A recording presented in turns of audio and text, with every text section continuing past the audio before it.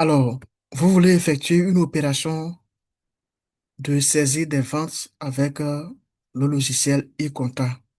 Nous allons vous montrer comment procéder. Cliquez deux fois sur le logiciel. Voici le logiciel.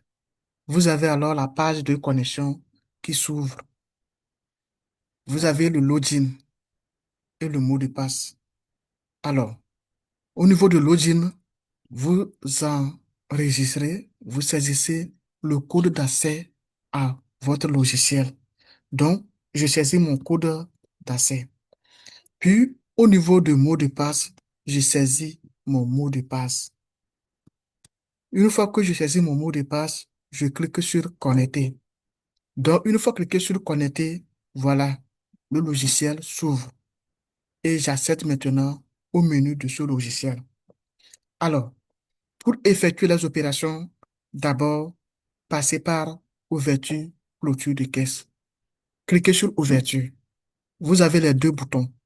Ouverture de caisse, clôture de caisse. Cliquez sur ouverture de caisse et renseignez le solde initial de votre caisse, puis cliquez sur ouvrir. Une fois que vous cliquez sur ouvrir, vous aurez deux messages de confirmation. Donc, ce message vous demande si vous voulez ouvrir la caisse, oui ou non. Cliquez sur oui, puis la caisse sera ouverte. Une fois la caisse ouverte, en tant qu'un vendeur, vous pouvez commencer par établir les factures, n'est-ce pas? Alors, cliquez sur opération de caisse. Une fois que vous cliquez sur opération de caisse, vous aurez les deux boutons, saisir une opération et vente. Alors, si c'est pour établir les factures au client, cela veut dire que vous avez un client devant vous qui exprime son besoin d'achat d'un produit. Donc, vous voulez vendre à ce client, établir une facture vente à ce client. Alors, cliquez sur vente. Une fois que vous cliquez sur vente, vous avez cette fenêtre. Alors, pour établir une facture à un client, on doit connaître le nom de ce client. Si c'est un client divers, un client passager, un client dont nous n'avons pas le nom dans notre système enregistré, alors nous le comptons parmi les clients divers. Donc, si c'est un client divers, voilà le bouton qui vous permet de trouver les clients. Voilà, client. Donc, le bouton là vous permet de trouver le nom de ce client. Donc, si c'est un client divers, vous cliquez sur ce bouton, vous avez la liste de tous les clients qui sont là. Alors, si c'est un client divers, voilà, il est en premier, client divers, donc cliquez sur client divers. Une fois que vous cliquez sur client divers, passez à ce niveau, recherche dynamique. Donc, à ce niveau, vous pouvez écrire le nom du produit que vous voulez vendre à ce client. Donc, le client vous dit qu'il veut payer peut-être Sharp Bita Lemons, euh, combien? Peut-être 10. Donc, déjà, si vous écrivez ici, Sharp, voilà. Donc, Sharp Bita, il dit qu'il veut 10 de cartons de, de trucs de 12 de C12. Donc, s'il veut 10 là, vous écrivez ici 10. Donc, quand vous écrivez 10 vous avez le montant qu'il doit payer TTC. Donc, vous écrivez 10 vous cliquez sur Ajouter. Donc, les 10 font 38 000. Donc, si vous voulez voir l'aperçu de la facture, cliquez sur Imprimer et cliquez sur Imprimer. Puis vous aurez la facture. Donc, la désignation de l'article, Sharp Beta Lemons, quantité vendue 10, conditionnement C12, prix unitaire 3800, montant total 38 000 TTC. Donc, le net à payer, ça fait 38 000. La facture arrêtée à la somme totale de 38 000 francs. Très bien. Alors, si le même client veut encore payer d'autres produits, il suffit d'aller ici et de chercher le nom du produit. Donc, cliquez sur ce produit. Si c'est 30 qu'il veut, vous écrivez 30. Vous avez le montant TTC. Cliquez sur Ajouter.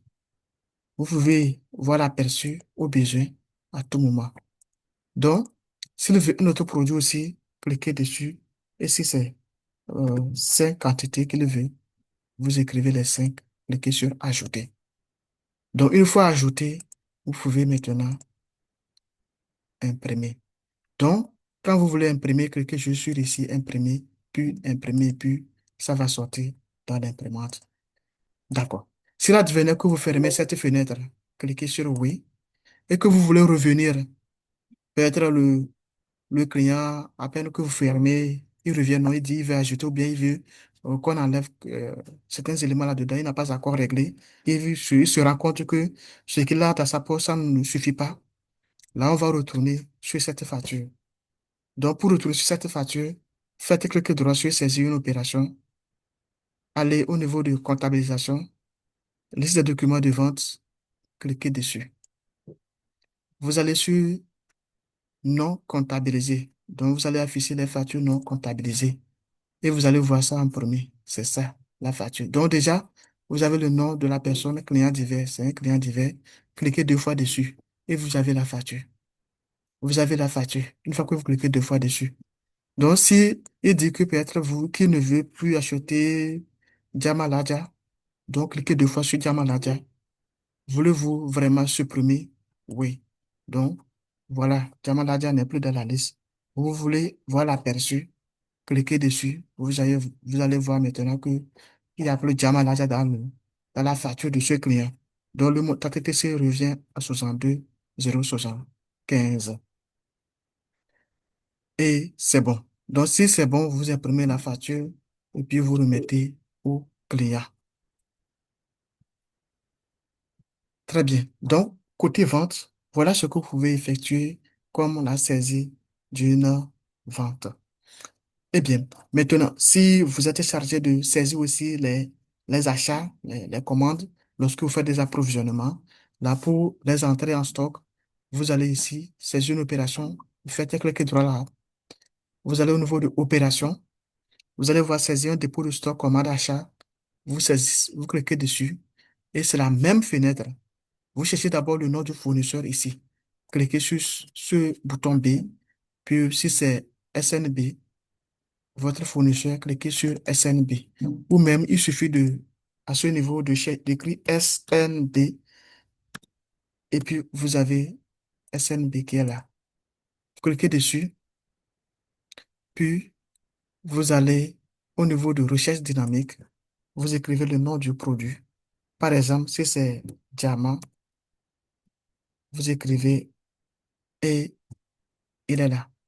Donc, cliquez une fois dessus, puis vous saisissez la quantité que vous avez reçue, vous avez acheté. Donc, si c'est 100 que vous avez acheté, vous écrivez les 100, puis vous cliquez sur le bouton plus ajouter. Donc, voilà, diamant 100. C'est bon. Donc, une fois que c'est bon, vous avez la possibilité aussi de voir l'aperçu. Voilà. Diamant 100, C12. Voilà le montant. OK. Donc, si vous êtes à la facturation, au niveau des achats, si vous enregistrez les achats, vous enregistrez les achats de telle sorte que le montant TTC qui est sur la facture achat, facture reçue du fournisseur, soit exact à ce montant qui est ici. Cela veut dire que le fournisseur a appliqué la TVA, les différents frais liés, les frais de transport. Alors, vous aussi, vous devez enregistrer toutes les informations pour que la facture fournisseur soit exactement ce que vous aurez à ce niveau. Alors, pour enregistrer ces différents frais, voilà le bouton Saisie, taxes et frais. Cliquez dessus et vous avez ce fenêtre. Donc, vous prenez la facture que vous avez reçue chez le fournisseur. La TVA, combien il vous a facturé la TVA? Le montant qu'il a facturé comme TVA, si c'est 60 000, écrivez 60 000 ici. Au niveau du BIC, combien il vous a facturé? Si c'est 4 000, écrivez les 4 000 là-bas. Les DA bières, est-ce qu'il a facturé? Le montant qu'il a facturé, écrivez ça ici. S'il a facturé frais de transport, 48 000, écrivez ça. Tous les frais qu'il a facturés, écrivez. S'il n'a pas facturé un frais, mettez 0. Donc, une fois renseigné toutes ces informations, tous les frais que le fournisseur a facturés sur la facture fournisseur, cliquez sur Valider. Donc, une fois que vous cliquez sur Valider, lancez imprimer pour voir l'aperçu et vous avez toutes ces informations. Voilà, TVA 60 000, BIC 4 000, DAB 2 000, 4 000, frais de transport 48 000. Donc, vous allez constater que sur la facture fournisseur que vous avez reçue, le total TTC est 492 100 francs. Ça doit correspondre exactement pour que l'écriture comptable soit correcte, soit exacte. Donc, une fois que ça correspond exactement à la facture fournisseur, c'est bon. Là, vous pouvez imprimer et fermer cette fenêtre. Vous venez de saisir la facture achat. Alors, en tant que vendeur aussi, vous pouvez euh, voir les rapports. Pour voir les rapports, il suffit juste d'aller à ce niveau. Si vous voulez voir l'inventaire du stock, faites clic droit ici, rapport, inventaire du stock. Donc, quand vous cliquez sur inventaire du stock, vous choisissez dépôt ici, dépôt principal. Donc, inventaire à la date du. Donc, on peut imprimer l'inventaire à la date de, à chaque date. Donc, ici, c'est la date du 12 octobre que nous voulons imprimer notre inventaire. Donc, on peut exclure les stocks nuls en cliquant, en crochant, exclure les stocks nuls. Puis, nous voulons imprimer l'inventaire de l'agence 00. Là, cliquez sur imprimer. Là, quand vous cliquez sur imprimer, vous avez l'inventaire du stock. Donc, la désignation du produit, le prix d'achat, prix de vente quantité qui est dans le stock et les montants. Vous avez aussi la possibilité d'imprimer d'autres rapports en allant au niveau du rapport, autre état, édition des états. Et vous avez à ce niveau un tas de rapports que vous pouvez imprimer. Rapport des achats, par exemple. Donc, vous, vous allez indiquer si c'est un rapport journalier d'achat que vous voulez. Voilà. Voilà le montant des achats de cette journée. Si c'est mensuel, vous indiquez. Si c'est annuel aussi, vous indiquez. Vous avez d'autres rapports aussi. Cet rapport des achats entre deux dates. Voilà. Voilà. Donc, vous avez plusieurs types de rapports que vous pouvez imprimer à ce niveau. Alors, nous allons revenir encore pour d'autres opérations que le vendeur ou l'acheteur peut exercer ou bien effectuer avec cette application. Pour le moment, nous vous dirons à plus.